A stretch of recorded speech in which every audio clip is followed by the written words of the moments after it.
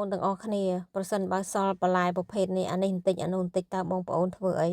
ខ្ញុំចិត្តតូចចឹងហើយចំពោះតសក់គឺខ្ញុំអត់យកគ្រាប់ទេមើមខឺរ៉ាប៊ីនេះសល់ពីថ្ងៃមុនមកខ្ញុំឈូសតិចទៅហើយបន្លែទាំងអស់នេះពេលឈូសហើយពេលចិត្តហើយគឺខ្ញុំដាក់ត្រាំទឹកត្រជាក់ឲ្យវាស្រួយត្រាំទឹកត្រជាក់មិនតកឯងត្រាំ 4-5 នាទីឡើងស្រួយហើយក្រូចឆ្មាខ្ទឹមសម្ទេសមានខ្ទឹមក្រហមក៏ដាក់ទៅខ្ញុំអត់មានត្រូវការវល់ខ្នាតថាដាក់ក្រូចឆ្មាប្រមាណស្ករប្រមាណទឹកត្រីប្រមាណទេពួកខ្ញុំចង់តែញោមរសជាតិជូរហឹរតិចតួចទេខ្ញុំអត់ចង់បានរសជាតិខ្លាំងអីទេបងប្អូនអូយនិយាយប្រើខ្ញុំចង់ហូរទឹកមាត់បណ្ដាច្បល់ចឹងទៅបងប្អូនភ្លក់តាមរសជាតិបងប្អូនចូលចិត្តទៅច្រោកស្រួយស្រោកខ្ញុំហូបភ្លាមអត់មានទុកទេដូចយើងញោមអីមកផ្លែតហូបភ្លាមហ្នឹង